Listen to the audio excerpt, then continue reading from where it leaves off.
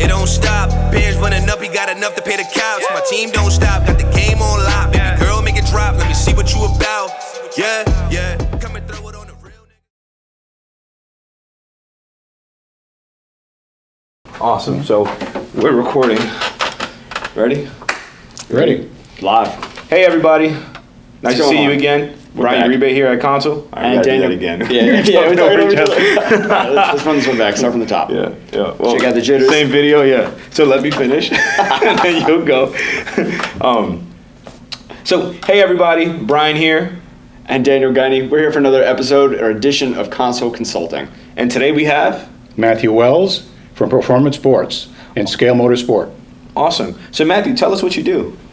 I'm an industrial designer, have been my whole career, studied industrial design in college, and I've picked industrial design because it allowed me to participate both from a design and engineering position in a lot of different industries, from architecture to interiors, sporting goods, model hobby industry, and we're now spending a lot of time and energy related to medical devices. Sweet.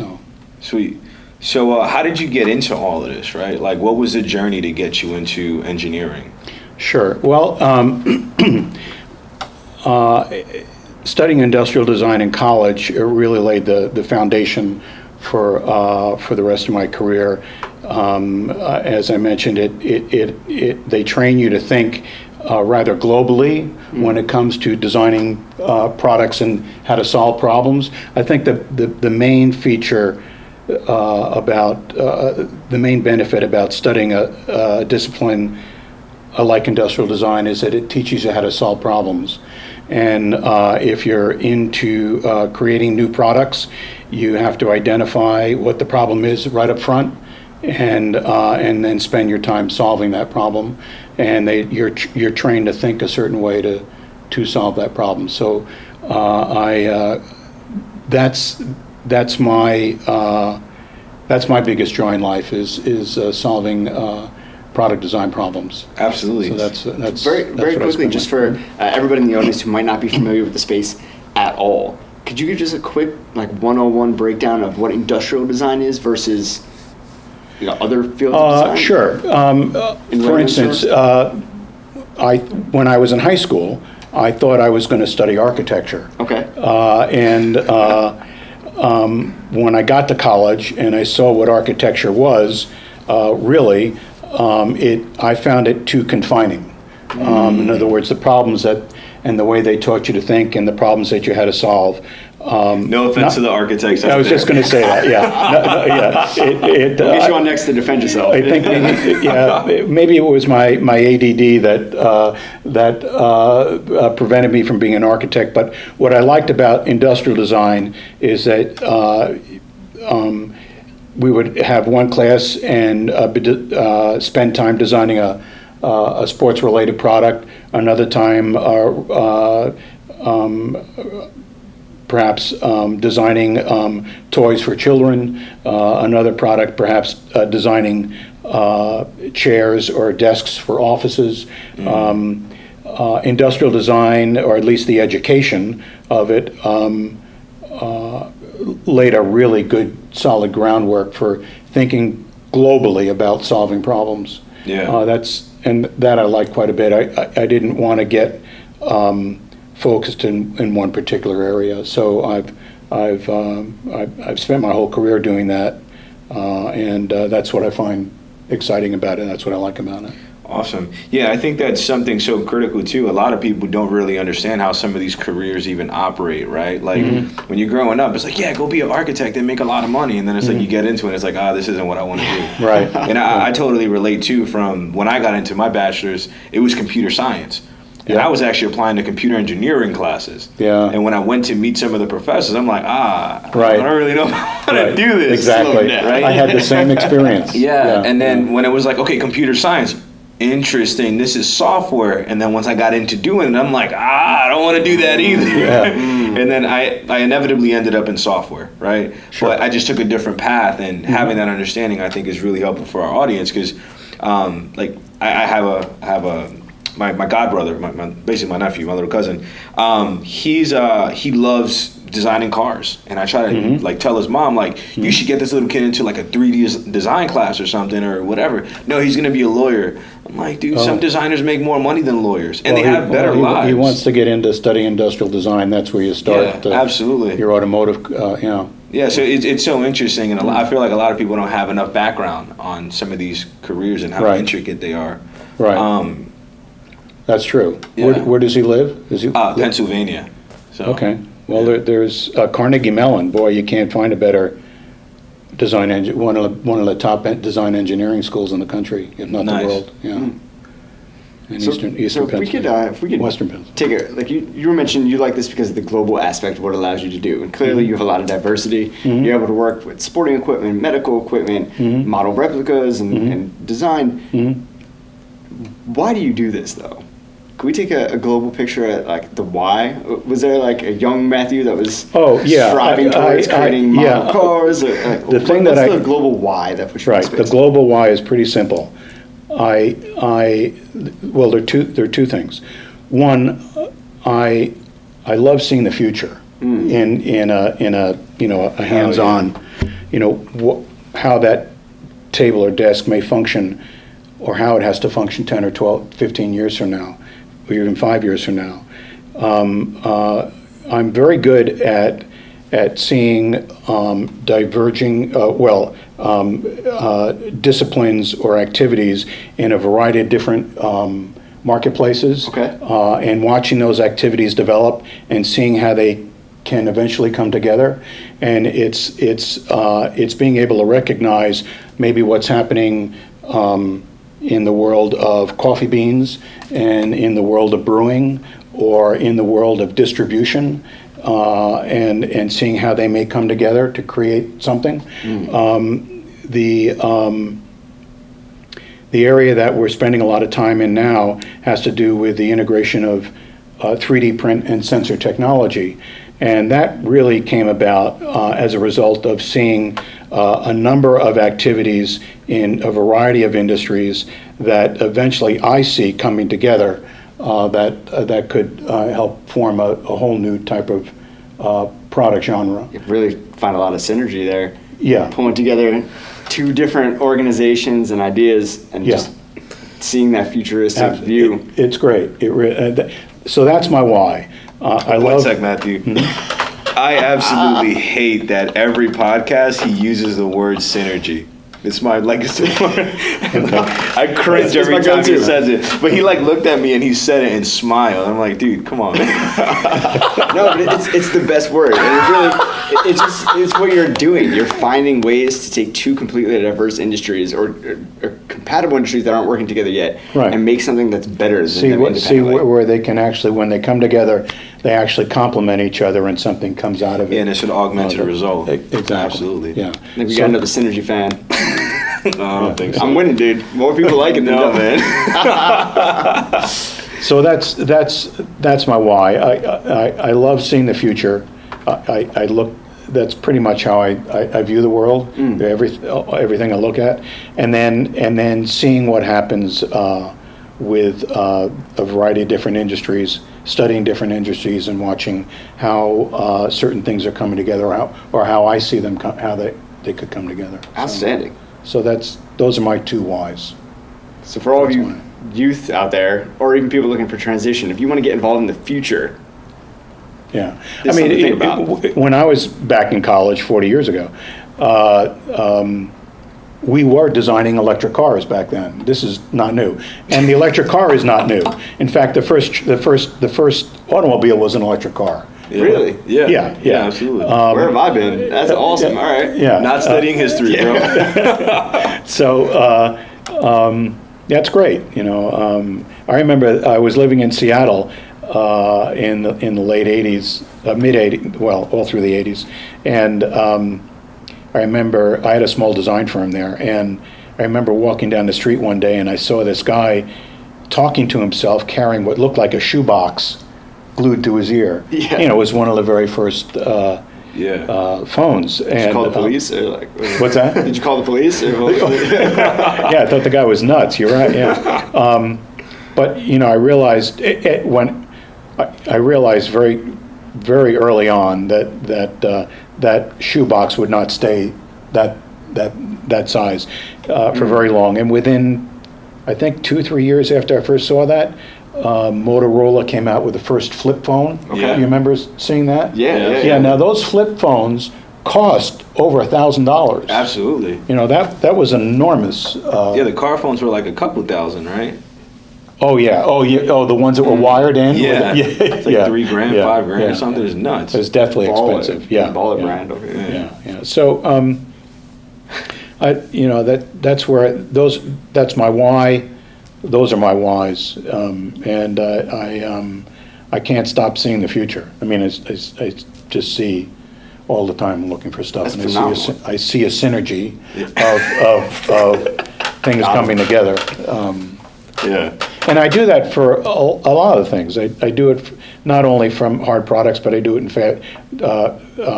thinking about fashion, and I find that quite entertaining. Absolutely. Yeah, and my wife is in product development as well, although she's in a completely different industry. So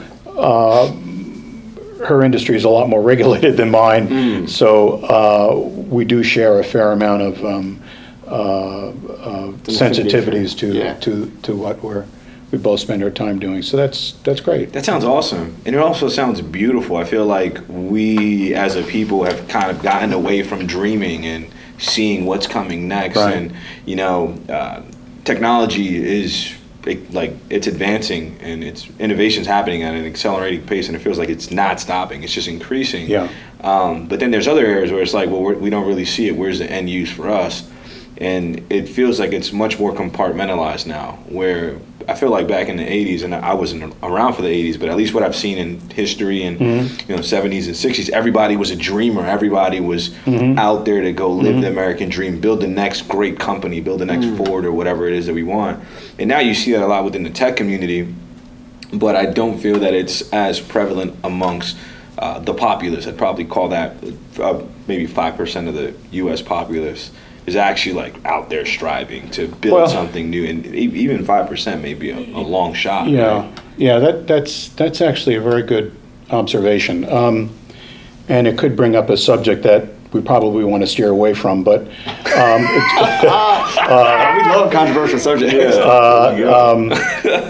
I think the government and the politicians have a lot of responsibility for laying the groundwork for that. In the 100%. In the 60s, we had very forward-thinking, very advanced, advanced forward-thinking people. You may have liked them, may have not liked them, but they did help create an environment that encouraged people to think about the future. Yeah. We don't do that now. Yeah, I agree. I totally agree. 100%. I feel like we're at a point right now where there's not enough push. I feel like in the 50s and the 60s, the tech was still new enough where most people could kind of understand it. But who we have in a lot of these elected offices, they don't understand the basics of a lot of this stuff. Like artificial intelligence, what is that? Yeah. Like have like a regular layperson that doesn't work in tech explain to you what artificial intelligence is, and you'll see how off they are. They're thinking it's Skynet. And is it possible that Skynet can happen? Yeah, 100%. I believe it could totally happen. And if it does, remember us favorably. Yeah, Mr. AI, we love you guys. Right? But I feel like there's this massive disconnect, and a lot of it's I won't get too political here, but I feel like there is a lot of self-serving within the government present day. And I think that it has greatly impacted innovation and stifled innovation. Although we are still accelerating faster than we ever have, but then at the same time, we also have more money than we've ever had in the marketplace. So the government could do whatever they want. If I want to go build AI, I'm going to go raise $50 million and go build it. And there's a lot of grassroots support also for like STEM initiatives and getting kids involved with the science and the tech and bringing them up. But you're spot on in saying that it shouldn't really be a top-down approach where they're saying let's go to Mars and really push it, but in a strategic approach. Yep. Not saying like, oh, skip the moon and all that. Yeah. You know, let's seriously look at it and encourage kids to be visionary and look at the future and say, like Exactly. you were saying before, just the table. Right? When was the last time somebody reinvented the table? You know, it's pretty much Yeah. the same thing. How Yeah. can we make that better? Yeah. Yeah. And maybe Yeah. that is with the 3D printing or the innovation, the Could be. strategic design. Well, there's a whole genre of office tables now that, you know, levitate, that Standing desks, yeah. standing desks, and a lot of those parts could be 3D printed. I'm not suggesting the tabletop, at least not yet, but there are a lot of the mechanisms that make that particular product work that could be industrialized through 3D print, you know, very successfully. So, you know, it'd be great if we could touch on, because I know you just kind of like sprinkled a little salt on it when you mentioned you had a design firm and now you're in the model car manufacturing space. I How have. did that transit? How did I start the model car business? Yeah, if you wouldn't mind just exploring that a little bit. So Hey, what's model cars for those of us that don't know? Right. what is model cars? Yeah, what are model cars? Perhaps you've heard of die-cast cars? Yeah, that's what they used to make the, what was it, the Hot Wheels.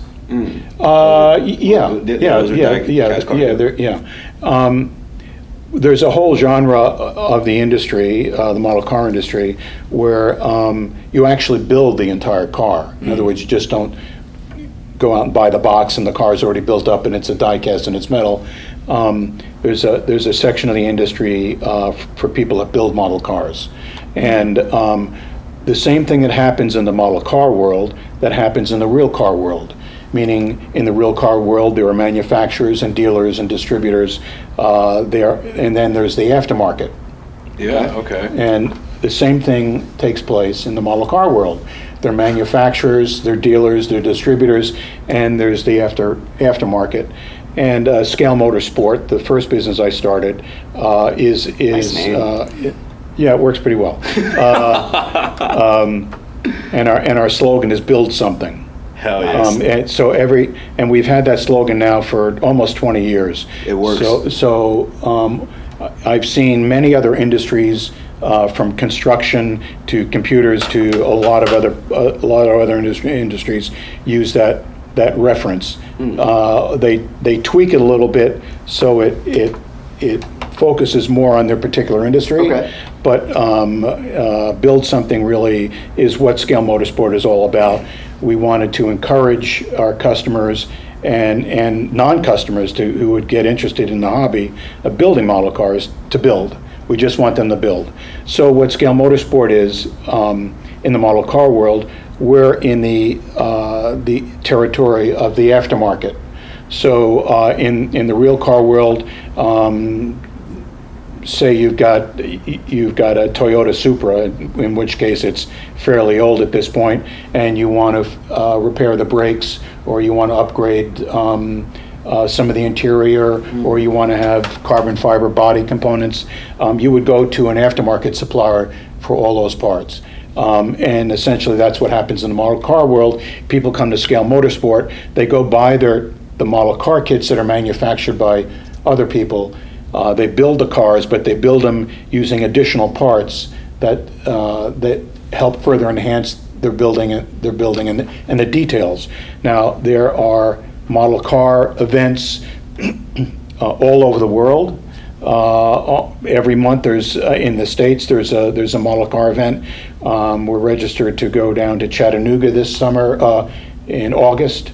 For what's called the PMS Nationals, and there'll be 15,000 people there, and there'll probably be there'll be anywhere from 3,000 to 5,000 models on display. Wow! Every one of them will be judged, and not everybody will be a winner.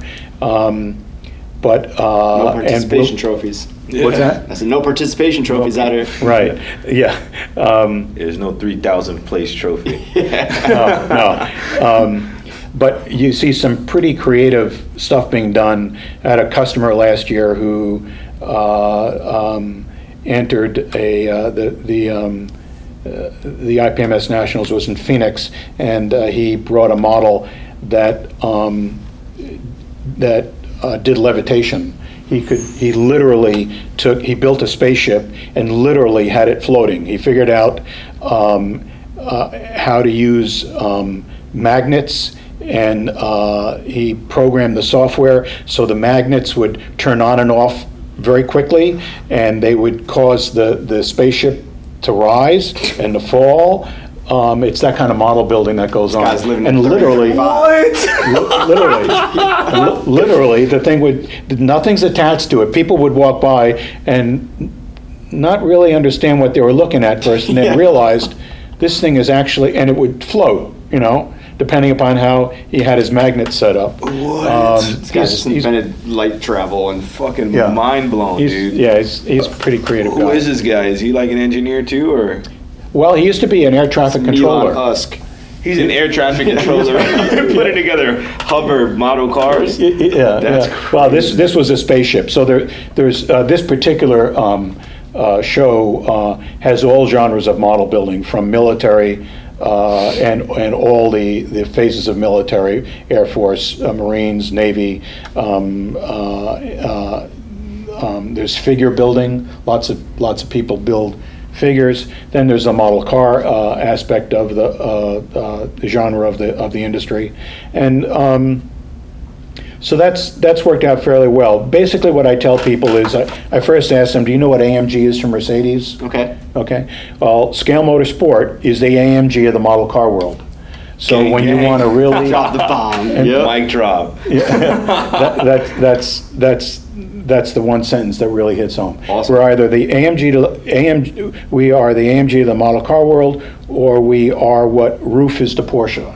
The same relationship that Okay. AMG has with Mercedes. Well, they used to. Now AMG is actually part of Mercedes, but Beast mode. Yeah. That's yeah. awesome. So that's been very gratifying. The business is 20 years old, and out of it grew a real interest in 3D printing. We started using 3D printing in 2003 for rapid prototyping purposes to test out the products that we were developing for the model cars. It was somewhat crude back then, but as the years progressed, I could see it getting more and more sophisticated, and I could tell that within a certain period of time, the activity of rapid prototyping would really turn to the industrialization of 3D print, where the products that you're buying are actually 3D printed, and they're not. For instance, this mic. The good chance that was rapid prototyped, and they tested out a lot of different configurations, and then the CAD files were finally finalized, and then sent out for injection molding, for the parts to be injection molded. Okay. Well, we're going to skip all that now. CAD, for those of us that don't know, computer aided design, is it? Yeah. Some people refer to it as computer. In the beginning, it was called computer aided drafting, but people don't use the term computer aided. Don't use the word drafting anymore. When I was living in Seattle, the design firm I had, we changed our name. I saw everything that we were doing was on a computer. No one else was doing that. And so I called it the Electronic Design Studio. The word digital wasn't something in our vocabulary at the time as associated to design as it might be today. So anyway, this housing for that microphone unit can all be 3D printed. You can completely eliminate the need for tooling. The tooling basically are your CAD files. Okay. Sweet. That's So- streamlined. What's that? That's very streamlined. Yeah. Gonna revolutionize the whole space. Yeah, you eliminate, you can make changes faster. It's easier to test out the changes that you're made, because you're still doing rapid prototyping, and so now there's several different genres of printers. They have printers that are specifically for rapid prototyping, and then there are printers that are used for actual manufacturing. Yeah. I think that's fascinating. I think I shared this with you a couple weeks ago. Back in 2016, I worked for a company, and one of the products we could sell was 3D printers. And I was trying to sell them, it was a torque converter company, and their focus was older vehicles that no longer parts are made for. Right. So they'd get like extremely rare, like Right. Ferrari car parts from like the 60s. Yep. Nobody's manufacturing that That's anymore. right. It could be a Peugeot from 83 Yep. or a Datsun, right? Yep. Like all these more niche and exclusive cars that no longer have any parts made.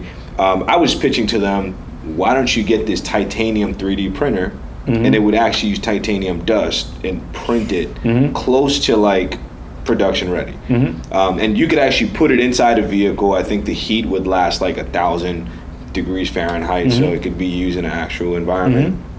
And you just gotta like pressure wash it down to like smooth it out. It was crazy. This is 2016. I can't even imagine what they got now. Oh yeah, metal printing, the area of 3D printing that a lot of these manufacturers, the manufacturers of 3D printers are focusing on is metal. Yeah. Metal is the big push, and it's the big push primarily for the as a result of the automotive industry. Koniseg, have you heard of them? Sure. Have you heard of Koniseg? Uh-huh. Yeah, so Koniseg, for those of you that don't know, is this ultra luxury car manufacturer. So they make supercars, exotic cars, and they're the first one. They make hypercars, small. then they're the first one that made a mega car, which actually generates a megaton of force, right? So Electric. no, this was a gas car. It was called the 1-to-1, and it was like $2.5 million. They only made 10 of them. They're amazing. Yeah. But yeah, they're insane. I don't drive one of those, but one day maybe, right? But yeah, I'm like a huge fan of Koniseg. They have a titanium 3D printer. And they have multiple 3D printers because they make such a small volume that for them to go and tell somebody to make it for them, it would just cost way too much money. Right. So they have they made the biggest tailpipe at the time, and it was a titanium 3D printer. They did it in-house, and they printed it. They put it right into the vehicle. Yeah. And it's a vehicle that has like 1,200 horsepower, and I think it weighs like 1,200. It weighs 6 kilos less than it has in horsepower. So that's why it's the first I see. megawatt. I think it's a megawatt is what they call it. Yeah. So I wonder, like, how long Insane. until we start having these products? I mean, you might have some really nice Well- insight on this. Maybe not super cars built in your home, Yeah. but until we start getting to that point where instead of ordering something on Amazon, or maybe you order it on Amazon and it downloads the schematic, you just Right. print it in your house. Well, there are people working on that scenario. Okay. There's been a lot of talk about the future with regard to having a room in your home that is dedicated to 3D printing, like you may have a room in your home for theater. Okay. Okay. I think that may be pushing it a bit, but it certainly is possible. In that particular case, we have the technology, we have the capability. All that stuff can happen. You can set up a room in your house today with a 3D printer, and over the internet you can download files or grab files from the cloud and print directly in your house. So that's there. The only thing that, and it's a major thing, that would prevent that from happening is simply people's willingness or interest in doing that. Is the market really interested in going that far? Right. Sure, there will be people who want to do that, but will the market ever be large enough to do that? And I think that is what contributed in the early stages of 3D printing. That's what contributed to the negativity around it. Okay. The technology got a lot of hype in the market, primarily not only at the industrial level, but at the street level. And so a lot of people heard about it, got really excited about it, and I thought, hey, great, if this breaks, I can just print it out here and get it fixed. Right. Well, That is possible, but again, how much people are willing to get that deep into it is, does the market exist? Okay. Are people out there willing and wanting to buy it and have that kind of setup in their home? So, there are some real basic market forces that will never ever change, regardless of the technology that's out there, regardless of the cost, and that's one area that kind of touches on that. Okay. Is the market there willing enough to pay for it? Supply the and demand technology. Yeah, the supply is there. Okay. We have the capability to do it, but is the demand there? Do people really want to do it? Yeah. I don't know. We'll see. I think that's fascinating. There's a documentary on Singapore where they show 3D printers for food. Yes. Yeah. And that's mind blowing. Yeah. 3D printing for Star food Trek? is It's crazy. Yeah. And so they include they have challenges because they're an island and they don't have a ton of space. They're surrounded by salt water, so they're like the entire documentary is based off of how this is basically the future of the city, the city of the future. And when they were talking about the food, it's to give you the exact amount of nutrients that you need, the exact amount of protein, sodium, carbohydrates, everything. You'd have control in a little you eat it and your body's satisfied. Yep. And it's mind blowing how some of this is going on. Right. And seeing it. Yeah, printing food is really something. In this country, there have been experiments with printing food, but this food that we've been printing, at least, and I don't work in this area, so I don't know that much about it, but they're experimenting with printing Oreo cookies, not healthy stuff. Yeah. But Oreo The essential cookies. stuff, though. Yeah, the essential stuff. The must-haves. Yeah. So that's a contrast between the U.S. and Singapore. That's awesome. Yeah, we need the Oreo cookies to be 3D printed. That's where we have to spend our money on our technology on. I am mad at it. I was circling it back around to get because I know you are an expert in this space, maybe not the food space, but could you dive in a little bit more about the categories you do specialize in and where your company's operating right now? Yeah, so I guess specifically more towards what you're doing right now with your grip technology. Yeah, let me explain how quickly how I got there. Yeah. So we've been developing automotive parts using 3D printing and rapid prototyping for many years. As it relates to model cars, the model cars are scale anywhere from 1/43 up to 1/8 scale, and we're primarily known for our carbon fiber decals. But we do develop wheels, brakes, all sorts of surface detailing products, and we wanted to develop a new wheel line, and I thought we could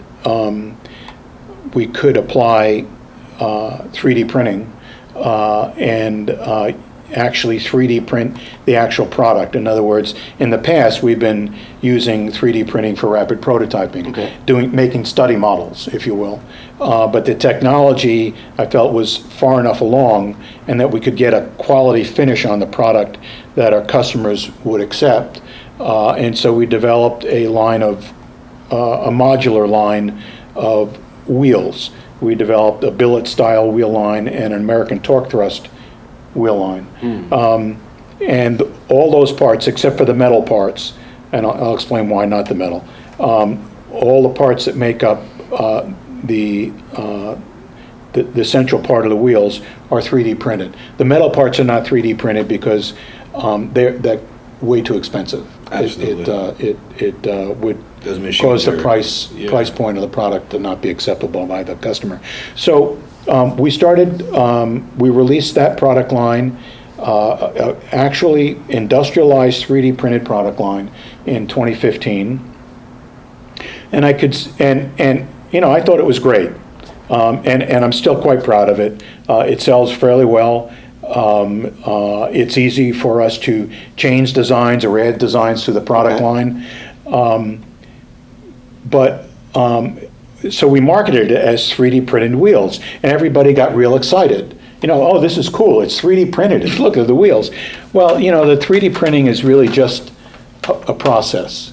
In the end, it's a wheel. Yeah, and it absolutely. has to function the way a wheel is supposed to function. And the 3D printing aspect of it, while it at the time was novel and useful to the customer, it's just a manufacturing activity. And what we were doing was we were taking engineering and 3D printing and applying it to a product that already existed. Yeah. It's called reverse engineering. Yeah. And that's what a lot of the parts that you referred to when people want to retrofit old parts to an old Ferrari or Yep. an old Mercedes. Reverse engineering is taking a part that's already exists in the world, that was already designed using a completely different thought processes, Yep. using a completely different way of thinking about solving problems, and applying it 3D printing to that. So the term reverse engineering is what's pretty much been tagged, the term used to describe that. The real benefits, the real wonder of 3D printing is not in reverse engineering, although there are some real strong benefits in that area, but is to realize the true benefits of 3D printing requires a whole new way of thinking about product design, engineering, and development. It's a completely innovative space. It's reinventing the game, really. Well, it's creating a whole new game. Yeah, it's 0 to 1. And Yep. and most of the people in my generation were never taught to think that way. We were taught to think about creating a model, developing a prototype, and then having tooling made for injection molding. Right. Yeah. Well, you don't have to think that way anymore. The CAD software and the 3D printing and the rapid prototyping completely frees you up to thinking about new ways of doing things, and the softwares that are being developed for 3D printing solve problems that we as humans aren't able to do. Yep. So I could see very easily, or as a result of the activity of developing that wheel line, that the true benefits of 3D printing was in a completely different universe than reverse engineering, and that's where I wanted to go. I wanted to push that technology. And being able to see the future and where this is going to go, not just the application of the tech right now, but Exactly. how it's going to evolve the space. Correct. So I started doing a lot of investigation, which had to do with going to a lot of different trade shows, Okay. Everything from engineering trade shows to manufacturing trade shows, and to CES in Vegas, a consumer electronics show. Thank you. Yeah. It's the largest technology event in the Right. world. It's massive. It's Everybody's there. It's unbelievable. I had to go to the Nike store in Vegas to buy another pair of sneakers while I was there, because I had walked so much that my feet were hurting, and I had to get a new pair of sneakers in order to get comfortable. The place is it's beyond description. it's There are huge. also Nike, give us a discount code to drop down here. yeah Yeah. Type in. yeah. Oh, Well, man, I they're just great. had my Adidas up. We'll even blur that out for this episode. Well, I No, got you can't blur these out. Yeah.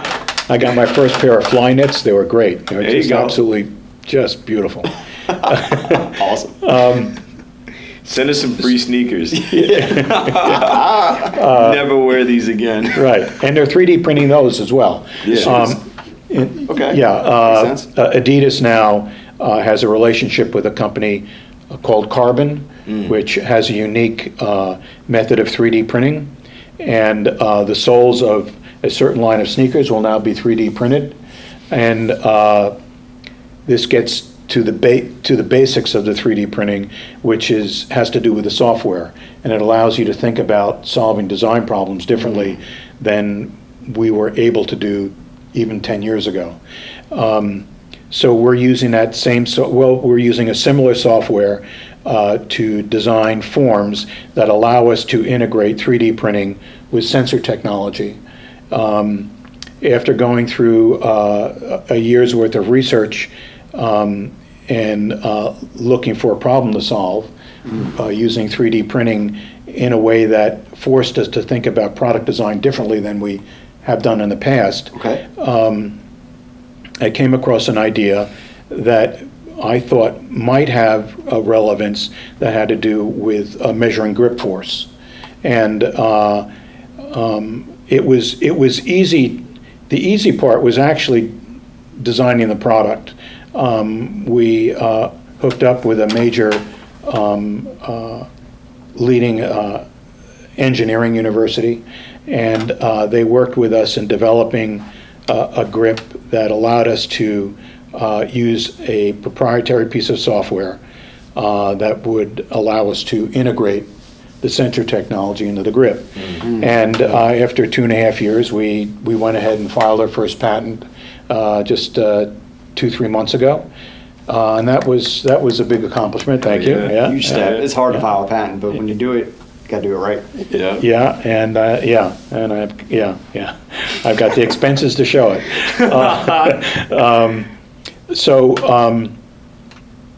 While we were involved in that activity, I realized that not only was it important to be able to, not only could this device measure the force that you're applying on an object and how your performance with that object is impacted by that force. I also thought, well, I wonder if we could measure the force from something that's expanding. Is there some area that of product that or interaction with the product that would help the performance of the person if they could measure the force that's being exerted outwardly instead of inwardly? And so we're now involved in the same thing, integrating sensor technology with 3D print, but it has to do with medical devices that help to measure swelling, temperature, moisture. So that's we're involved. That's the next thing that we're involved in. That's some shit. Mic drop. That's real cool. So that's mic drop. Mind blown. So is that gonna?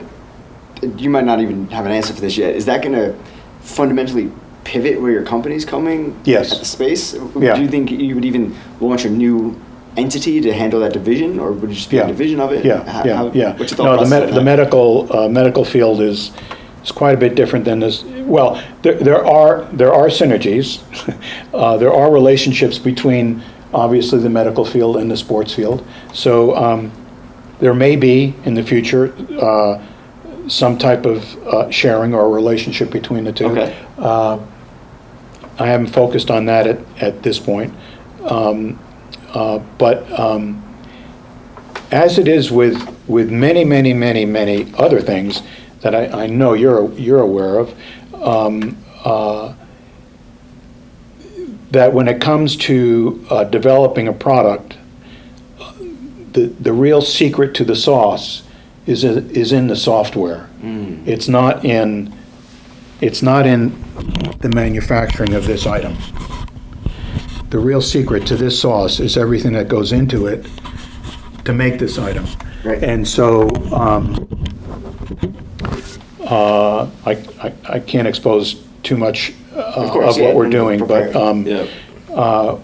Never give thanks up the actually secret to a suggestion that Brian made, we started to train our focus or refine our focus a bit to more on the software aspect of the product than the product itself. Okay. Because the actual product itself will be manufactured on site. It'll be manufactured in the field of battle. It'll be for military. It'll be manufactured in the sports facilities around the world. It'll be manufactured in the hospitals around the world. And so that's where the manufacturing is going to take place. Right. It's not going to take place from some central point and then we ship you the product. You're going to manufacture the product. And this gets back to what you're talking about, the subject you brought up about you're doing 3D printing at home. Yes. It's going to happen in the manufacturing genre first before it gets to the residential genre. Phases, yeah. What's that? It's going to be phases of transition. Yeah. The actual manufacturing of the product will take place in the field where it's needed, not 1,000 miles away and then shipped to you. And so the real product for us is the software and systems that allow you to do that on site. Right. That's the secret sauce. Okay. So that's really what Proformance Sports, the new business, is about. And we're thinking about changing the name from Sports to Proformance Labs. Labs as I think a broader meaning. I think I think so too. Yeah, just want to challenge you on a point that you said earlier. Having multiple entities, in theory, sounds like a great idea. My concern with always hearing that companies have multiple entities under one holding company, it's the same CEO, but it's typically different team members, right? The sharing of information isn't as transparent. Like, we're not all building Tesla and Solar City, where like they're like actively sharing information and like, right? We're not Elon, right? Like the SpaceX guys aren't going to come to. If it was anybody but Elon, I don't see the SpaceX guys going into Tesla and helping them redesign how they're doing their batteries or helping with the aerodynamics of the vehicle. And then Solar Cities, right? Like I don't see that type of synergy happening with most organizations. Maybe for you it'll work because you're an engineer, so you just understand things at that level. My biggest concern is always when hearing that there's multiple entities somewhat attacking the same issue and it's by the same founder, the cross-communication and cross-pollination of information may not come as organically as one would like. Right. So I would even challenge you on, a lot of organizations have multiple verticals of products. So for the company I used to work with, we had vertical industries, and then we actually had vertical services and vertical products. So basically it's multiple orgs under one company, but they're all like hitting the same balance sheet. It's just kind of like that division. So we'd have like a copier segment, there'd be a software segment solely, then there's managed services, and that's like app development, like actually managing infrastructures, projects, IT deployments. Then we had a content management system service that didn't really touch what the software division did. So those were two different P&Ls. And then there was a 3D printing and then all the other third-party products and services. So not to say that you need something as complicated as that, but if it's just like Proformance Labs, it's this is what we do. And this is one application, and this is not as expensive as if you were to get this one, but the fundamental benefits of this one are totally different from this one. Right. And because applications markets are different. Right. Yeah, the markets are totally different. Well, both of these companies, both the medical related product and the sports related product, are different markets. There may be some correlation, but both activities are really in their infancy right now. And so we'll see what happens as time goes on with regard to a synergy, if you will, of the two or I'm not. gonna start putting a tally on the bottom of it.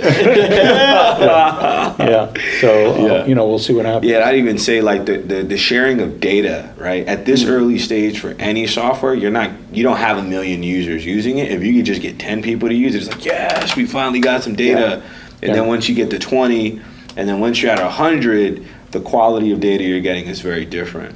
And sharing that for both use cases would be super powerful. I would definitely love to dive in a little bit more. So on the sports tech, because it is sports tech. So it's interesting because it's health tech and it is sports tech. For the sports tech, help the audience understand. I get what you do. Help the audience understand a little bit better on the original thought on how it would be implemented, if you don't mind. And if it's secret sauce and it's something proprietary, you don't have to share. What aspect would be implemented? What would you do with the sensor tech? Well, in the case of the sporting goods, the patent focuses on measuring the grip force that you're applying to the object. And in the case of golf, for instance, being able to measure the grip force that you're applying to your putter, for instance, has a big impact on the success of your putt. There are many, many aspects to putting that impact the success of a putt, but the one area that seems to elude everybody, that there's never really been a solution for, is being able to capture and measure the grip force you're applying and know how to adjust that from a data perspective, so you do apply the correct grip force. Currently, if you take golf lessons, most of the time your coach is going to tell you to hold it like you would a chicken or a baby cat, a kitten. Be very light. I haven't held many chickens, so it wouldn't really help me out too much. A kitten's probably better. You want to hold it soft. You don't want to squeeze it. And they use those kinds of references to train you how to grip the putter. There's never been a real product that helps you measure what a successful grip pressure really is. Yeah. So we did, that was the problem that I was trying to solve. That's awesome. That was the number one problem. Hell yeah. That's a great space to get into. Yeah, so we did that, and that's what our patent is based on. We have run hundreds and hundreds of test trials. We've got the putting profile. We have the grip profiles of dozens of people through hundreds and hundreds of putts, and we can see, for instance, someone with an 8 handicap, what their putting profile looks like, both from a visual perspective and a numerical output data perspective, and compare that to someone who's got no handicap at all because they don't play golf, and everybody in between. And I would really like to see a visualization of that data and see what will happen if you put it on a golf blogging website. Or open it up in an app, like a freemium type of model. That could be really cool. Sure. Well, so just visualizing it, right? Because you still have to buy the sensory tech. Right. But I wonder what level of interest you could get if you just said, "Hey guys," on Reddit, on a golfing subreddit, guys, check this out. You ever seen this before? You want to know why you suck at putting? No, it's 50% of the game. I'd say you want to know why you suck at golf, it's probably putting. And you want to see a really interesting stat on it, boom. I could see that going, well, like the golf community, how big is the golf community? Big, dude. Well, how many millions? Globally, there's 50 million, half of which are in the U.S. alone. Okay, so 25 million Americans golf. 182 million Americans, so we're talking about 30% of Americans golf. That could go viral. That's a viral. So I asked, right? Because if it goes viral within 100,000 people, is it really viral?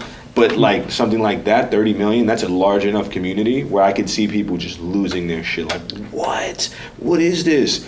Sign up, that's and I'll send you a right? Like, hadn't thought about that approach, but Brian jumps down that rabbit hole. I apologize, I didn't mean to cut you off, but Have you given thought to how you're gonna like monetize this yet, or is that one of the challenges you're facing? Well, yeah, Well, a lot actually, just to kind of piggyback over that, I apologize. That was going to be the next segment, Okay. like business challenges. Right. So yeah, please answer Yeah. this question, then we'll. the time that we spent from a design and engineering development activity was really, although it's a major component to the product, without doing the market research and all the other activities around trying to develop a business that can scale, that's about 75% of the time that we've spent. Sure. It's an enormous, there's an enormous amount of legal work that gets done, an enormous amount of market research that gets done, and then studying all those reports, constantly going over them, and seeing how that may impact costs. Obviously, if you've got to have a clear understanding of what the potential market size is, because that obviously impacts your projections for production and growth. And like I said, that's 75% of the time that we spend doing that. So it's Sweet. that you've got to go through all of that along with the product testing. Now we're still in a prototype phase, so it's not as sleek or slick and refined as the finished product, but it operates and it proves our concept. I would totally challenge you to say you're probably at an alpha phase, right? Okay. 'Cause prototype is technically an alpha, right? I mean, you kind of go from prototype to alpha with a more polished product and then finish it off with the beta. But having the kind of data, like I don't care about anything else but the data. And that's what just about every other person cares about. Like anybody that's going to start a successful business, as soon as, especially within software, once you get the data, it's like, guys, this is what we could do. Right. This is our actual impact. Right. And then obviously it becomes more difficult to qualify what that's going to mean to the end user or customer. But I would even challenge you could accelerate everything if you just like polished up the data, made it kind of like pretty into like an infographics maybe. It could be like a long graphic. Absolutely. Toss it out there like, hey guys, check this out. Right. And sign up on my website and send a survey out. Follow us, yeah. Yeah, what do you guys think? How much would you pay for this? That's an interesting approach. And then just like ask them. Yeah. Because it's, what is this worth to you? If Yeah. you can increase your putting game and take 3 strokes off your game. Yeah. you're gonna get that one guy that just lost $1,000 on the course. Right. He'd pay you $100. Yeah, for sure. The guy that wants to become I am not a golfer, but I golf, right? Yeah. Okay. No, he doesn't. Like I will go out there and try my best. Yeah. But I will Yeah. just make like my best ability on the golf course is to make you look really good as a golfer by just setting that shit in the woods and like I'll play drop ball. You know what I mean? Yeah. If I had something that I could, I don't know if it would like slide onto my putter or what, or I could just sit there and get good at being able to putt or just knowing what kind of strength or pressure I have to put on there, I'd pay for that. Yeah. Because even though I'm not a fanatical golfer and I might not consider it, like if they said, are you a golfer? I might not check the box, yes. You know, I would want something like that to me seems almost like a shortcut, right? Like I don't have to spend 100%. 50,000 hours out there practicing. I can just figure out how hard I have to hold it and then practice from there. Right. Skip a lot of that. Exactly. And That's valuable. And that's what the data would do. Yeah. And that's really what the sensor technology is all about. Yeah. Is capturing that data and putting it in a form that shows you how to grip or not grip. Yeah. And then I would take actually, that data from the entire group of people that are using your product and have access to all that data, and then you become smarter about how to putt, how to and share that data with the participating population. Yeah. I would even challenge, right? Like if you have all this data and you know the exact inflection point to get you to whatever a good golfer is. So guys, I don't golf, and Dan saw me 2 weeks ago. It's not pretty. He's not lying. Oh yeah, he doesn't It's not golf. pretty. Not at all. I'll hit a ball. Barely. But like if you could find a way to visualize that data and you say this is what's a good golfer? I don't know what's a good. Is there a handicap? Is there no handicap? Like what's Par. Yeah. Well, once you get below 10, you're starting to get pretty good. 10 handicap. Okay, so Most I think the average what's Tiger Woods? the average is like? about 20 to 25. So most people par. suck. Yeah. People like Tiger Woods, they're referred to as He's what, like a- scratch golfers. They don't have a handicap. Beast. Okay, yeah. Right, So, yeah. like people with no handicap or like a 2 or 3, this is like their inflection point, right? Because you still got to like overcome the Well- rest of your shittiness in golf, right? So, Yeah. like being able to say, if you were to hold it to this, you could at least putt like these people, right? And like kind of get the story that way. And I would even say like a lot of times we as founders, we want to make the most polished product. It has to be sexy. It has to be pretty. It has to have all the features that we envision whenever we're driving home at 11 o'clock at night from a great event. And you're just like, oh my God, what if I did this? What if I did this? Right? Like our minds they don't stop. But just saying, this is literally the least product that the market would accept. What if I just made a $10,000 app that only told me that I'm like pressing it too much? And like connect via Bluetooth. And then like Here we go. I got guys. you. I Now got you. you brought up an excellent point. When any of us are involved in developing products of any kind that have to do with technology, we get really buried in in all the minutia around that. And the biggest struggle, the number one biggest struggle I have as an entrepreneur in not only developing the product, but explaining it and trying to pitch it, is knowing how to edit my thoughts, my words, and my explanations.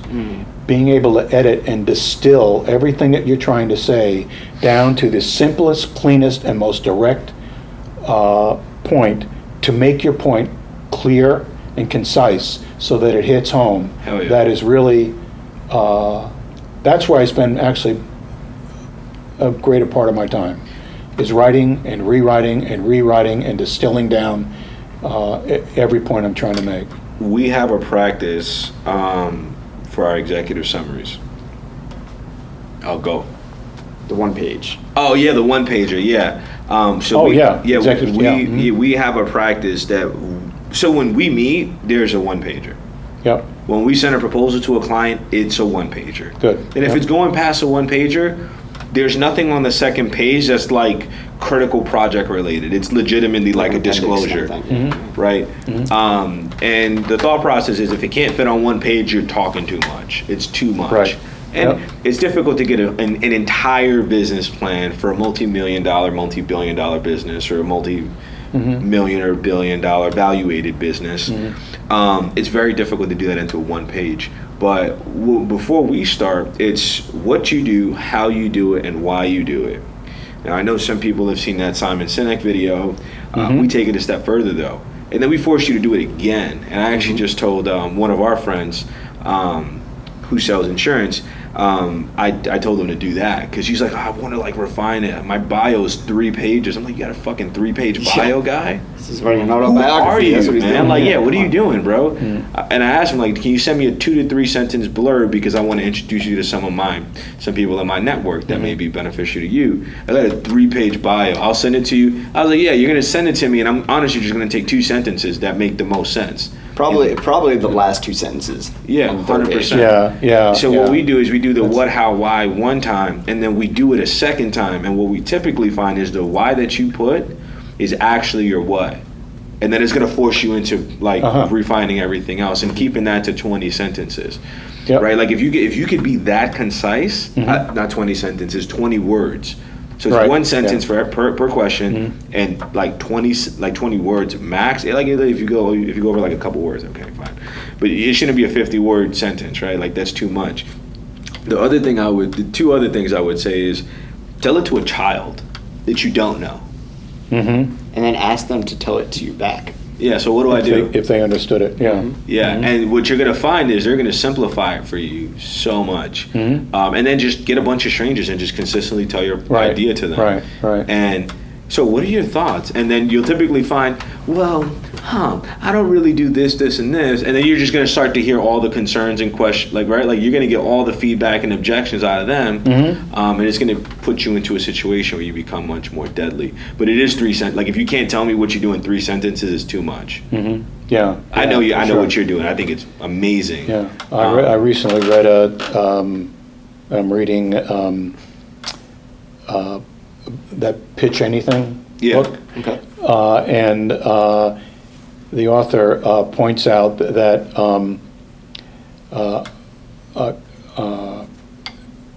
Crick and the guys that were given credit for developing a double helix DNA.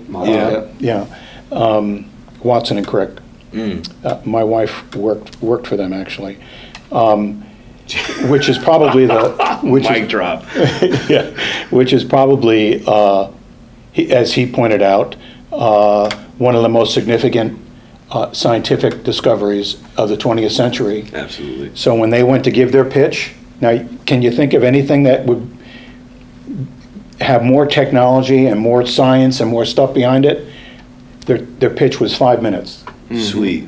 That was it.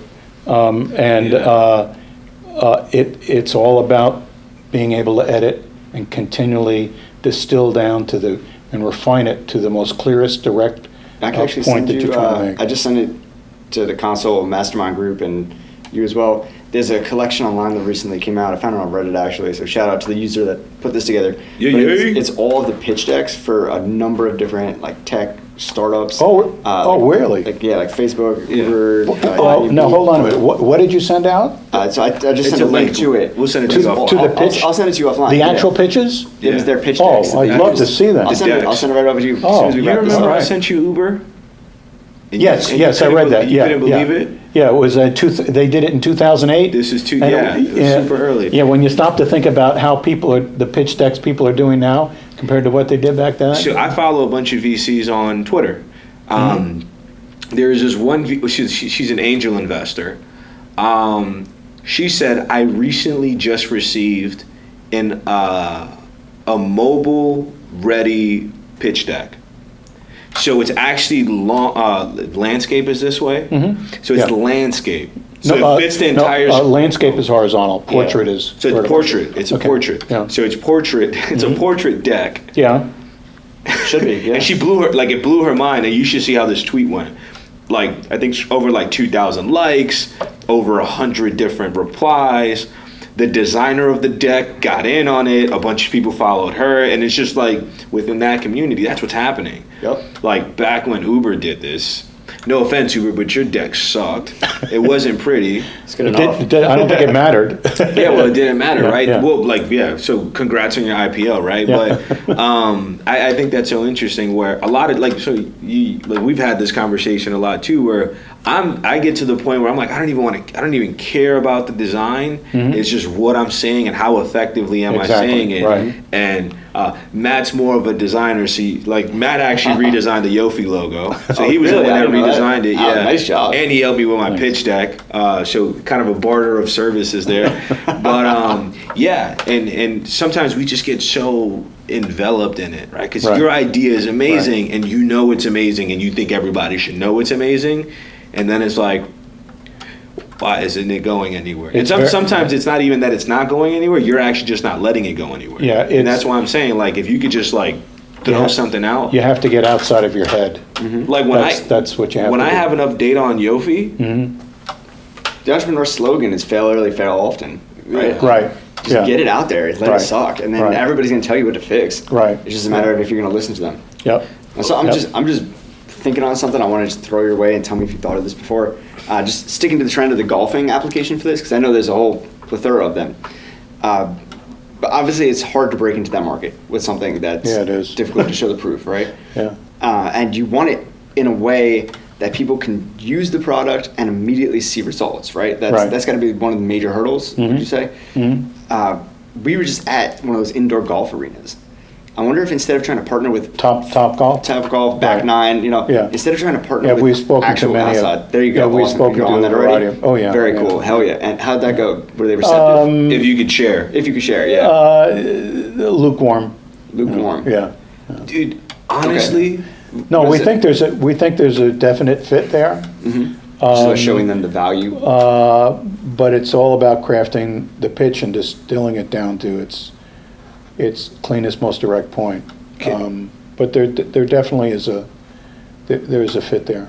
I wonder if you Sure. could even do, like even if you could somehow come in and just like host an event there instead of having them buy in all the way. Like, because I'm a big believer in that it's a bad idea to ask people for something. It's a better idea to give people something. Mm-hmm. So if you go in and give them an event where you have a whole bunch of people coming who are maybe in the golf field or whatever, let them utilize the premise and Right. then have your thing Right. actively employed while they're Right. doing it and show them Right. this is something your consumers want. Yep. Then they would have no For sure. recourse, Yeah. right? Yeah. well, the challenge is Top Golf is a national org, so you'd probably have to go to like the main one, or get some. form of data out of that. They're in the U.S. They're based in Dallas. They're actually from England.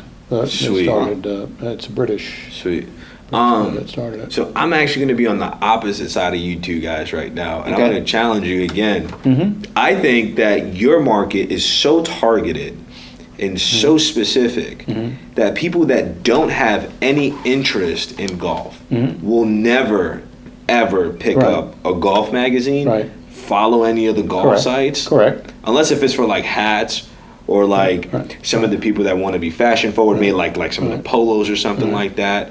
I think that's the only area where it will have some cross pollination of people from outside niche markets. But at 50 million people, it is a very large market, but I think it's hyper targeted. You're Right. absolutely right, and that's why we took the technology and reversed it Yeah. and saw an application for it in the medical field. So with that being said, I actually challenge you to think through how could you go direct to consumer on this and then go to those guys. Because I'd bet money that you could probably off 100,000 of those. You could probably sell 100,000 of those for a lot less than what you're thinking. Or at least get about 100,000 people to be really interested in it. Well, that's You could probably do it with some partnerships with somebody like, not say the name of the Get one company. influencer to Yeah, but start you could do it posting with about like an influencer, or you could do it with just a brand that's interested in what you're doing, and they're like, let's try this out. And I'd actually even propose that, like, hey guys, you want to you're pretty innovative at what you do. What are your thoughts on trying something like this? well, we've already started conversations with a number Outstanding. Sweet. of major golf manufacturers. So Yeah, we're I've down that seen- path. So I would even apply say that. don't even have them not put any of their marketing dollars in it. Right? Just like, or if they want to put some capital up, a small investment, right? $10,000. And think through some form of campaign. I think, in my head's out, you could probably do like a giveaway and just like give it away to somebody. Say, hey guys, what do you guys think? And you get all the users into the program, and you have them in an ecosystem already, a pipeline where you could serve them customer feedback. Like, hey, you could use them for like customer research. So like, hey, here's a survey. I did that with Yofi. I got so much rich data, it's insane how much data I have. When I tell people how much data I have, they're like, really? You did? I'm like, yeah, dude, I did that. And we don't have Sure. 20 mil in the bank. They're like, Sure. right? So you could probably get so much data from pricing down to usability, down to how they would like feedback from it. Because I think that's another interesting opportunity where I have something on my mind, I'm going to say it off camera to you, where you could have some method of feedback to know when you're doing good and when you're not doing good, right? So like there's so much, like again, it's just collecting a lot of this data. Oh, you're talking about distilling perhaps the information that shows up on your mobile device. In other words, this thing communicates your putting characteristics via Bluetooth to your mobile device, and how the pressure shows up on your phone. It won't even, let's not say it on camera. It's a pretty cool idea, but Well, that scenario is nothing new. Okay. That's being done an awful lot by a lot of manufacturers that are measuring all sorts of swing characteristics in golf, where they take that generator that's dated by the sensors that's in the club, and they send it to your mobile device, and then you get the information. It's So my idea is a step further. okay. I don't want to say it on camera because it's Okay. not in development yet, Okay. so we want to keep Okay. that moat around you. All right. Right? Okay. But yeah, Thank you. it'll be some shit, guys.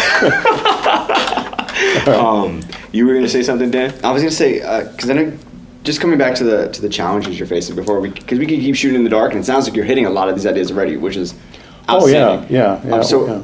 outside of refining your why statement of what people are doing, what kind of other challenges are you seeing bringing this to market? Challenges. Ideally, something outside of capital.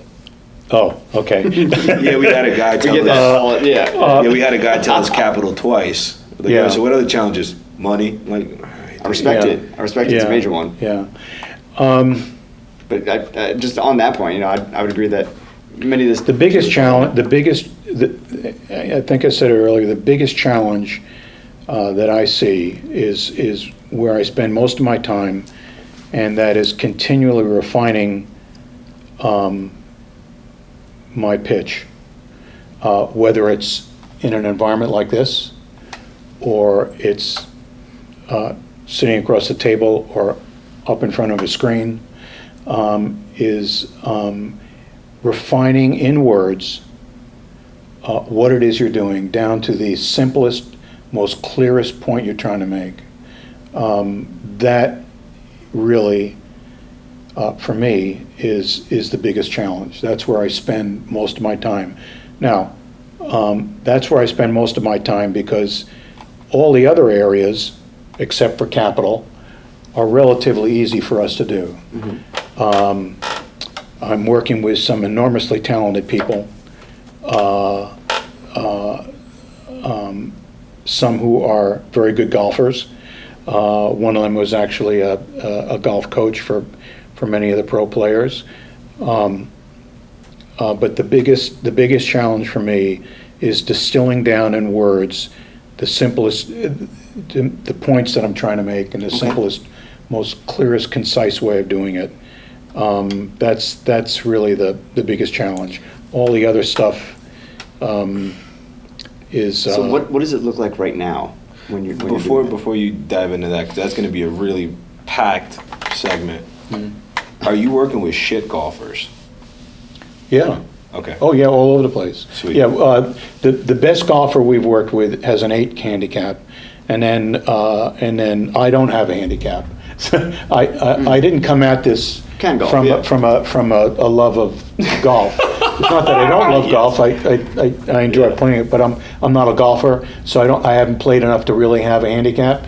So, and then we have everything in between. We've got people with 12, 15, 20, 22, 25 handicap. What we don't have, and what we really need, and if anybody's listening, because this is something that we really, really need, is we need a pro to test our product out. That's really what we need. We need to see what the putting profile, the grip profile looks like when a pro putts, as opposed to someone like me. Sweet. And we're already seeing, we already have enough data that is telling us some very significant differences between the 8 handicap and the 0 handicap player. But there's a big difference between an 8 handicap player and a pro player, and we don't have we have yet to test this out on a pro player. So Tiger, if you're listening, you are the greatest putter that's ever graced the course. So please step up and let's see what your putting profile really looks like. Hell yeah. Come on, So Tiger. that's a big challenge. Is getting into getting hooked up with a pro player and seeing what their profile looks like. I'm sure that they would be fascinated by it. Sweet. Are you able to, before we dive into the other thing, but are you able to make like a leaderboard with this information? Sure. Yeah, If you make it a contest, Gamification. gamification of it. People freak for that. Yeah, that They'll want to come and get it. That's interesting. They'll call That's you. an interesting idea. Yeah. All right, let's not talk about too much of that stuff right now.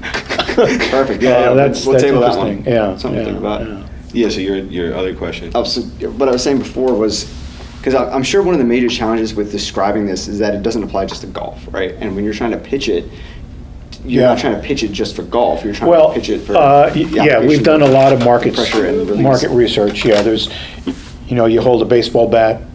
Right. Is the tennis racket, the tennis cricket racket club, is the pressure that you're applying to all of those pieces of equipment? How does that impact your play? You would initially think that would be a worthwhile pursuit, and we still do. But actually, the markets are so small, even baseball, that and people have tried getting into monetizing, capturing swing characteristics for tennis and baseball. Mm-hmm. So far, no one's been able to figure out how to monetize it. The markets really are not that big. Now, golf is the second largest sports market in the world, right behind Football. Soccer. firearms. Oh, interesting. Football, soccer? When I said football, I meant soccer. But. Yeah, I got you. Sweet. No, it's firearms is number one, golf is two. Okay. Hell yeah. I don't remember where soccer is. It's obviously quite large. It's definitely top five. Hmm? It's gotta be top five. Yeah. But baseball and tennis, way down there. And if there is a way, and there may be eventually, that as the product evolves, as our cost for producing become cheaper, Yep. less expensive, there may be an economical reason for pursuing those smaller markets. Okay. Yeah. So When you describe it now, would you say it takes 10 minutes to describe it, 5 minutes to describe it, 30 seconds? Oh, I haven't practiced it in a couple of weeks, but I can get my pitch down to 20 seconds Okay. for the golf product. Okay. Yeah. I've gotten it down to 20 seconds. What I'm trying to understand is, you were saying your challenge is always refining the deck. So I'm trying to understand what part specifically is challenging you the most there.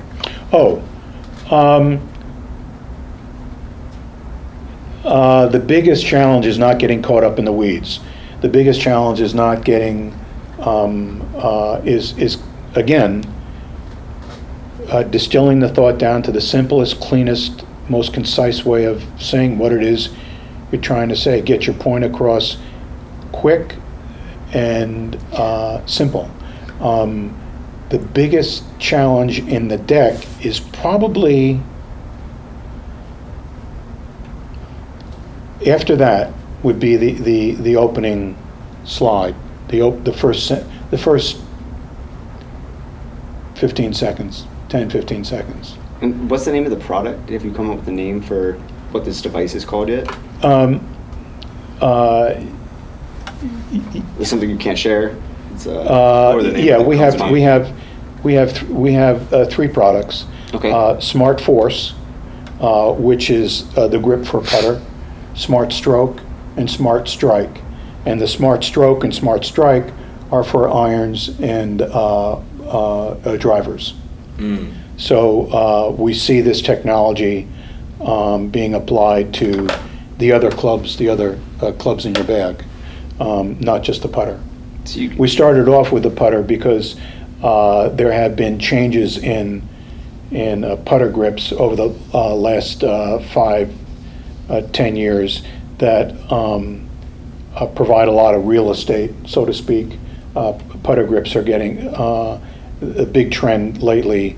Recently have been what they refer to as fat boys putter grips, and essentially what the wider putter grips are doing is it has an impact on the pressure that you're applying to your grip, and that's really what our product is all about, is being able to measure that pressure. So on the first slide, I'm sorry, I don't mean to cut you off, but I think it's very easy to go in the very specifics of what the product does, but just keeping to what you said was a major challenge with the first slide, and the first slide wouldn't be saying specifically what it does. Is that correct? It'd be more of the overarch why. The first slide is really stating clearly what the problem is you're solving. Okay. And once you've creatively come up with a quick and simple way of illustrating what the problem is, and then come back and being able to explain how you're solving it, that's really those are the two things you need to do. I think. Would you say like a 5-word? Well, 5 words may be a bit too short, but like 20 winning players apply smart pressure. Perhaps it also depends on who you're talking to, who your audience is. Sure. Yeah, can I What jump did in you? here? Yeah, please. Yeah. I like that. I like that, by the way. Yeah. Winning players apply smart pressure. I think that's dope. You're in the sports arena. This is sports tech. You should not be pitching how I pitch or any other vertical market pitches. I would actually say, why don't you jump out the window on one of these and gamify it? 50 million golfers golf every weekend to try and beat Tiger Woods, and they won't. And then like figure a way to, and then just like take them through a story through that, right? Where it's Tiger Woods made X amount of hundreds of millions of dollars, and these 50 million Americans are striving to do that, and you're not playing golf. So yeah, some people are playing golf to get away from the wife, the kids, the husband, whatever it may be. But it inevitably ends up becoming a competitive environment. You're trying to beat your last your last score. You're trying to beat your friend, right? Who can hit better, whatever it may be. It is very much a community and still a very competitive sport.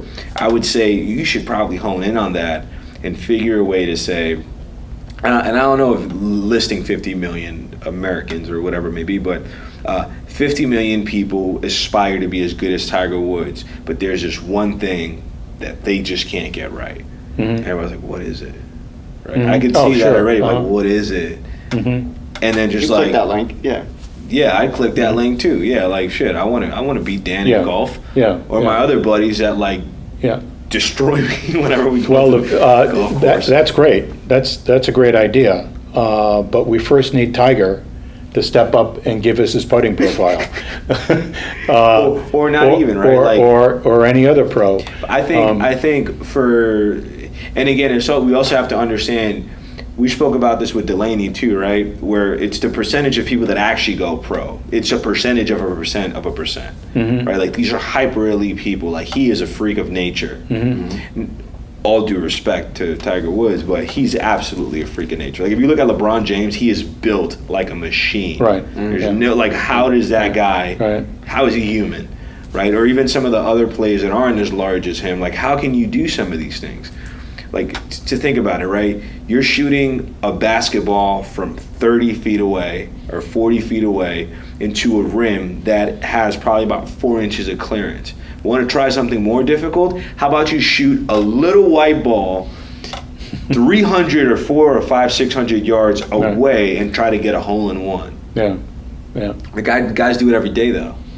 Well, yeah, okay. Right? Someone somewhere is going to get a hole in one, maybe today, and if not tomorrow, right? At least once a week, right? But so I think it's also like drawing that polarity that he is like, like if you had Tiger Woods, that'd be absolutely insane. You'd probably have to rebrand the entire company to be Tiger Stroke or whatever.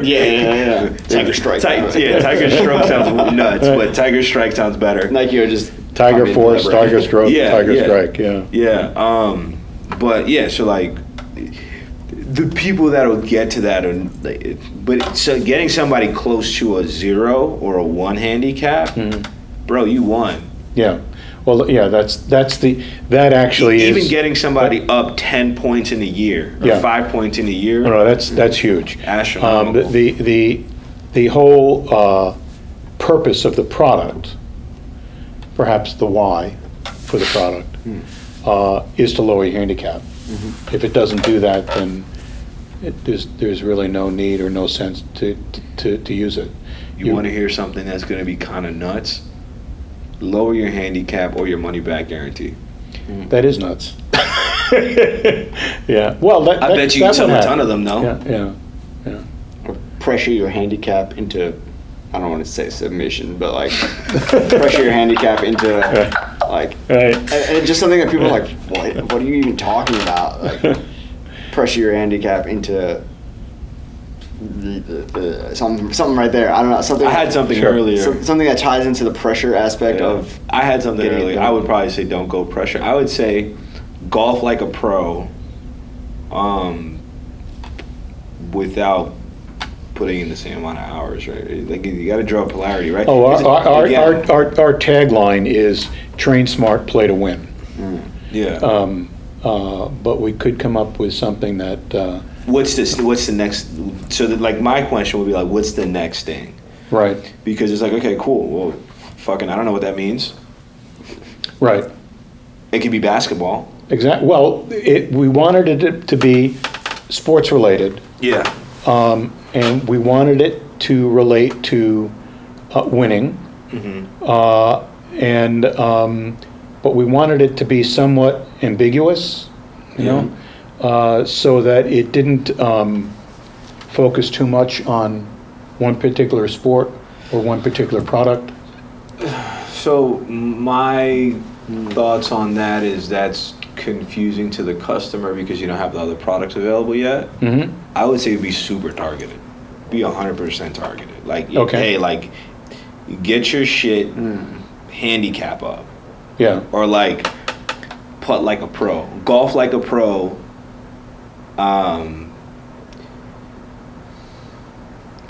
Or like, what if you could golf like a pro? Well, yeah, what if, man? Let me freaking click that. Right? Like, I'd click If you that can get and the see pro what's going profile, on. you could over time have like a training regimen that shows them their progression towards a pro putt. Well, yes, And of exactly. course we need The different first- pros because I'm sure they don't all do it the same Yeah, way. Right. but- In other words, if you wanted to putt like Tiger, we would first need to have his putting profile, both in numerical sense and in a visual sense, and then we could show that on the screen, and then transpose yours against his. Yeah. And you could see the difference, and then know Right. where in your putting stroke, where you're applying too much pressure or not enough pressure, And also or not overcome enough even pressure. If he doesn't want that out there, right? 'Cause Yeah. what if the pros are feeling like that's their proprietary information? Well, You could could average be. them. I mean, Average them is what I was that's a good point. That may be a problem that's a problem that has yet to be solved. I would say you could That's a good anonymize. You could specifically register them, anonymize it, and then average them. I would say putt like Tiger. Let's not say Well, that. that's going to cost money. Yeah. So Yeah. So my thought was. These are my thoughts on that. Right. I would say let's forget about that for now, because if that's the goal, then you're never going to get there. What's the goal? To have that be it, right? Like we know we're ready to launch until we can say putt like Tiger. Let's take that out of the equation because that's such a high goal Sure. that you need so much data and you need so much runway for him to even pay attention. That's the other thing. Yeah. So I'd say, how could you get your product out into the and again, it's from the I'm speaking from the perspective of velocity to market. How can you get into the market as fast as possible, and get this into 1,000 people that don't know you? And I think what you're doing is very interesting because it's not something where people could lie to you on. It's like, no, this is like, I'm not even asking you anything. I'm just asking you, I just want to see like your data. And then ultimately you get to the point where you ask for actual user feedback.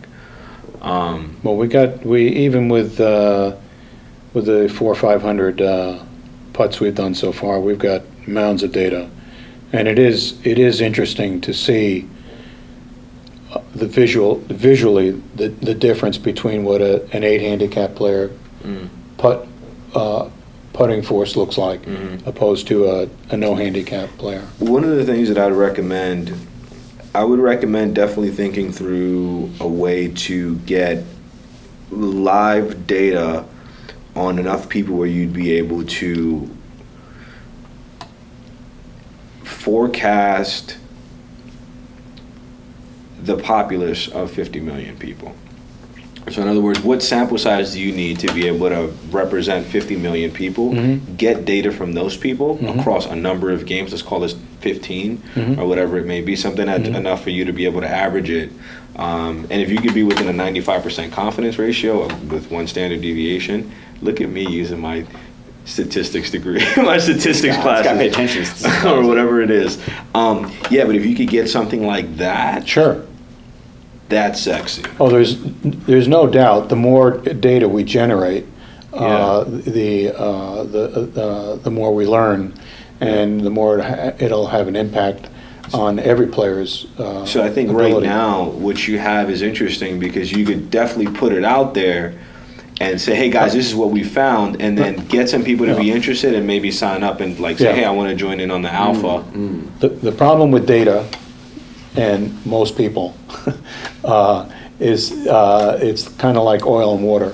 They don't mix. So the challenge there is taking that data and distilling it down in a way that it's palatable for the guy that just wants to go out and play golf.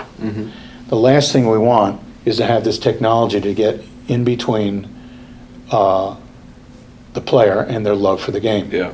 So the real challenge is coming up with a product that distills that data down to a point that it's painless and almost invisible in the background running. I could argue that the visualization of the data, a graph, and when it's in live putt mode or strike mode or whatever it is we want to call it, just have a circle with a pressure, Oh, yeah. Yeah, and we've- then just have it like visualized Right. like that, Yeah. and that's Yep, it. we've- I don't want to show them right. anything else. In Right. terms of getting interest on it, infographic. Does it Yeah, visualize yeah. live while you're gripping it? If you're in the right range of yes. pressure? Yeah. Is it on the club or is it on the phone? Is what? This visualization of your. Oh, it's on your phone. It's on the phone. I wonder Well, if it would be any benefit to. I got an Like idea you're for putting a that. light or something on there, like something very. Well, we minimal. need to tamper the conversation a bit. Sure, Yeah, sure. Yeah. I got an Because idea. Check it out. we've already done a lot of that. Sure. So- Okay. Yeah. No, And awesome, it's all awesome. good stuff, but Yeah, keep it off. I don't want to. Totally understand. That's awesome. Can't give it the secret sauce, man. Again, Stir the pot. the real problem to solve there is being able to take that data and provide it to the player in a totally painless, easy to digest way that doesn't get in the way of loving the game you're playing. Awesome. Yeah. Get That's yourself a challenge. Yeah, get yourself an awesome UX designer. They'll figure it out. Yeah. Hell Oh, yeah. yeah. Hell yeah. So on that point, why don't we bring this around full circle? I think this Okay. is an awesome conversation. Before we dive back in and get into another rabbit hole, Okay. we went in. So final question. So remind the audience who you are, what you do, and why should they care? Why should they care? Okay. Again, name is Matthew Wells. I'm an industrial designer. I'm currently working in the field of the integration of 3D print and sensor technology. We are developing products that are designed to solve problems having to do with the interaction that people have between themselves and the object that they're engaged with. In the case of sporting goods, it may have to do with how you hold your tennis racket or your golf club. In the case of the medical field, it may have to do with measuring how your bones are healing and how they're protected. I don't know, did Everything in that between. cover? Yeah, that was awesome. And why should they care? Why should you care? Well, if you play golf and you want a lower handicap, you definitely want to check out Proformance Sports. If you're ever going to break a limb, you're going to definitely want to be visiting the orthopedist who uses our software and our technology to provide you with the proper healing devices that are custom made for you. So. Hell yeah. And with that being said, Brian Uribe here from Konsole, And Daniel Gainey, and that's a wrap. signing off. All right. Awesome. Fantastic. Yeah, this is awesome. that good Thanks one? for coming out. Hell yeah. Really appreciate that it. good? Yeah, that was very cool. I think this is such a cool product. Killed it. Yeah. All right. Kill the Game on lock, baby girl, make it drop. Let me see what you about. Yeah, cause I'm in it to win it. Stacking my digits. Headshot for critics. I'm here for my millions. Fuck them all. Let the haters die. I'm the realest motherfucker. No blood in my eye. Just sun in my eye. I've been up on the grind. We ain't on the same time. I grew up with no bands, just a hope and a dream. Now we shining, we clean, stacking deals, never repeat. Fuck them all, motherfuck them all. If a hater wanna hate, will my hands still work? If they feeling like they tough, will my gun still squirt? If they wanna call my bluff, call the morgue up first. It don't stop. Bands running up, he got enough to pay the cows. My team don't stop. Got the